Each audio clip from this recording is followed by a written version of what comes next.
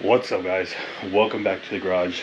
Today it's pretty early in the morning. It's about 6:15, 6:20 in the morning. We are actually heading out to a local Cars and Coffee hosted by the homie Monstro. It's called Our Lifestyles in West Covina. So it's about 30-minute drive. I'm gonna end up meeting up with my brother, and you guys honestly don't know because I haven't recorded anything really since the time. Dana's actually here from San Jose, and he did bring the right-hand drive EF sedan. He got all that finished up. He had some issues, but you know, he managed to work through it, and he ended up getting back down here for the Honda meet. Dope time nonetheless. From that point on, Dana's been in town. It's about a week later from that point actually, and Dana's been in town, and he's been helping my brother. He's been staying at my brother's house because my brother is actually swapping another Civic wagon, so that way they can sell that one. He picked it up off of a homie for the bumper and decided he had an EP3 around there, so he just decided to go ahead and swap it and sell it, make it everybody's always wanting a Civic wagon that's swapped, so they're just putting the whole swap in there, getting all that ready. They've been doing that and then getting it ready for sale. Unfortunately, we do have some bad news for the all-wheel drive EK sedan. We're not going to be taking the EK sedan due to some issues, and we'll go ahead and get into that at the end of the video or in the middle of the video if we can. But right now we're going to be taking my son's EK sedan, the silver one that I purchased for him. We're going to be taking that one with us, going for a drive, and then once we get back home, we'll discuss a little bit of what's going on with it. As I stated, the camera ended up cutting out on me, guys, but JSP ended up donating a billet cover and an oil cap, and it looks so good. I did a little bit of upgrades. I ended up powder coating the valve cover, a little bit of a faded shape, kind of mimicking the color of the car with silver. But either way, we'll get into that right now when we get back. But for right now, guys, let's go ahead and head out to the Cars and Coffee, meet up with my brother and Dana, and head over there and see what cars show up and what other homies are out there.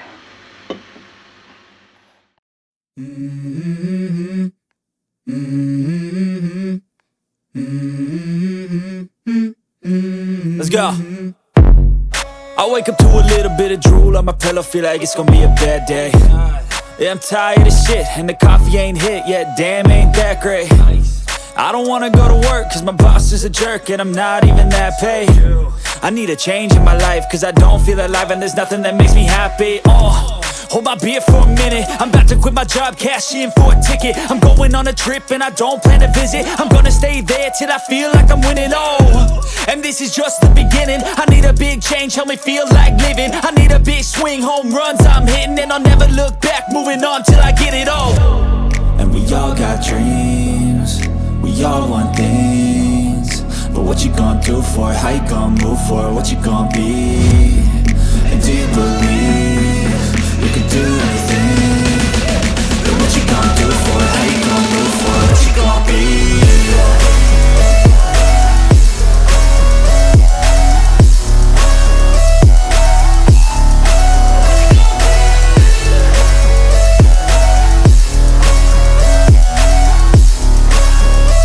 Let's go! Hey! Yeah, this is my life, my strife, my right to fight, to die on.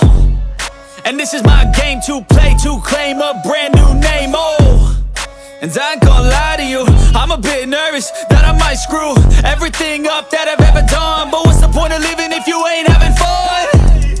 I guess I'll try this, try that, might miss, gotta find what I'm good at. I guess I look here, look there, over where am I scared, where am I at? I gotta make it in this life, whatever makes me happy, know I'm doing things right. Sipping in the summer on a goose and Sprite, or find a nightclub for the end of the night, And we all got dreams, we all want things, but what you gonna do for it? How you gonna move for it? What you gonna be?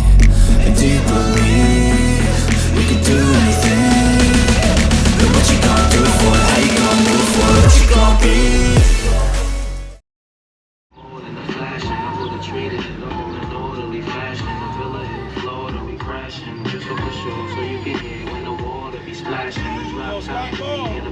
We dashing the floor, diamonds in the border, we flashing the money, we ought to be stashing. I make sure every quarter be cashing. I can't really explain. Be thinking I'm slipping, these girls be thinking I'm tripping.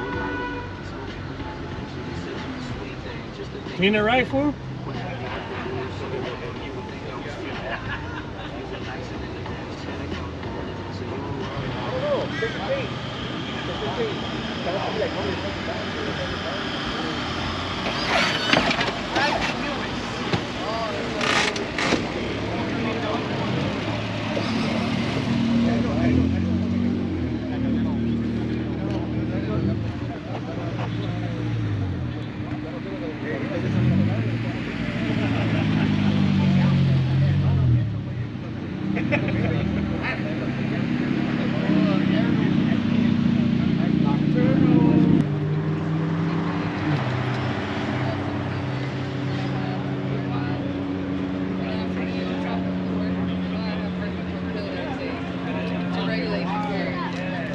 Oh hell no, really? No.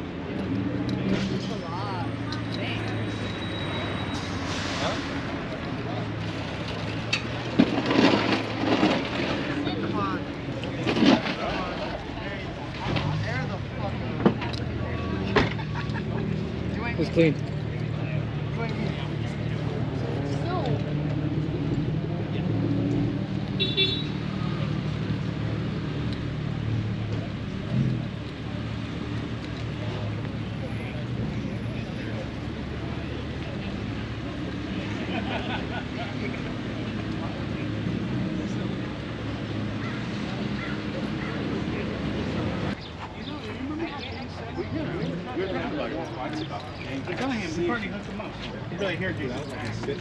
No, I'd fucking.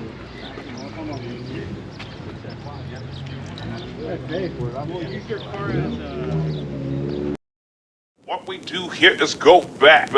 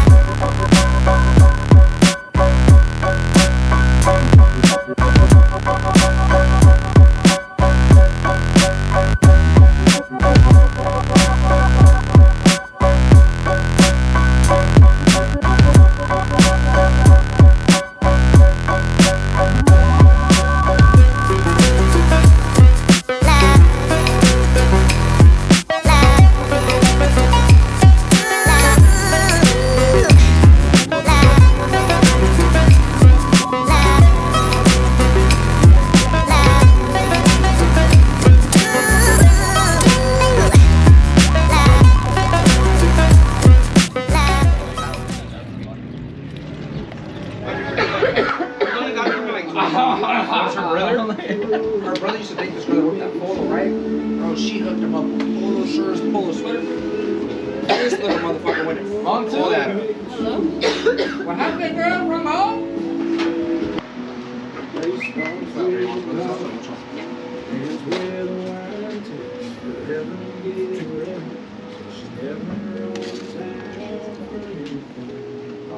Schmack it. Or then you take this fork and dip it in the walk and You open it?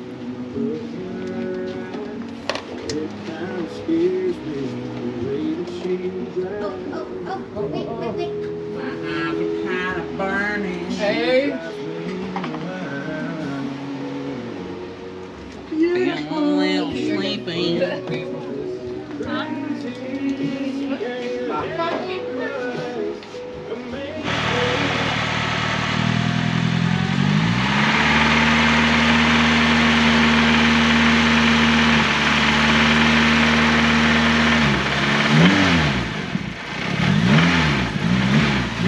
On that valve cover, it sounds like it's knocking on the valve cover. Watch the pulley.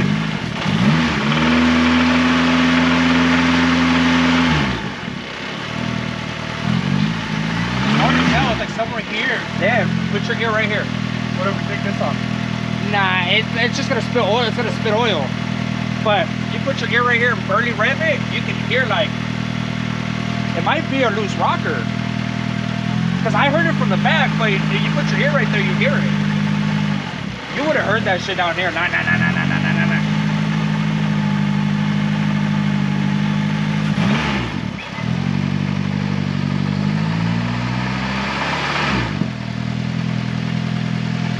hard to distinguish. Just gonna have to do the simple drain, check the screens. You know, you're gonna try and pump the valve cover on, check all the valve drains. Remember, you did the valve lash on this motherfucker.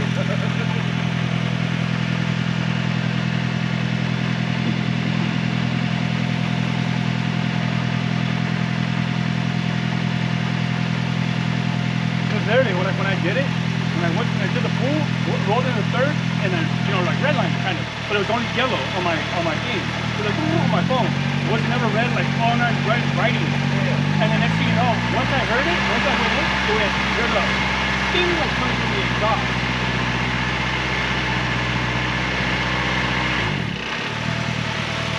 Catch can's not smoking. Like last time, you were fucking had a lot of blow by. I don't know. I think for some reason I can hear it in the valve cover just taking. I'll tear it apart tomorrow. Right now when we did it, I thought it was the backside. Yeah, that's why I looked back here because I heard it like right here. You can hear like it's coming from out there in here. You don't hear it up here. You hear it over here, but then you can hear this.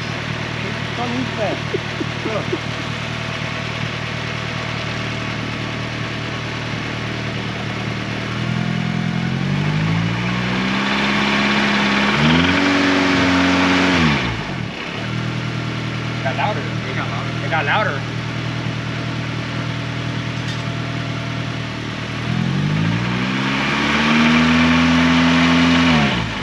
Could be the valve. We need to do a valve adjustment then. Check it, see. You can do a before draining oil, do a valve adjustment, check the screen, and then if everything seems fine, drain the oil the easiest way. If it's not, you'll see more metallic than usual. You're gonna see how, like before, remember you seen like light ass metallic, that's normal? Yeah, because mine looked, when I did the oil change the first time, every time I got it back, it looked silverish. Yeah, you know what I'm saying? It looked silverishy, but it was because the oil was already used. And we did the dyno, we did everything else on it. You know, so when I did the oil change again, like it was less than what it was before.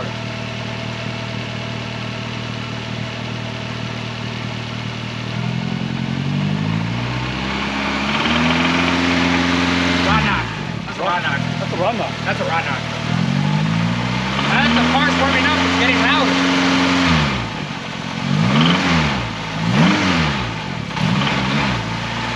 You know what's crazy too is that now you mention it, every time it does that knock, I can feel it on the manifold, like it's like hitting something. It got louder now that it's warming up. That's why it's making it.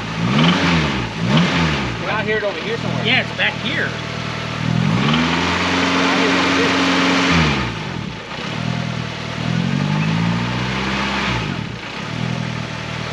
Check the screens, simple this way. I think it's a knock. Either way, you got the belt motor now. So run it like set. I don't know. You think I can run the 1540 on it though? Be on the safe side? What? I would do the oil reset for startup, break it, then I'll probably do like.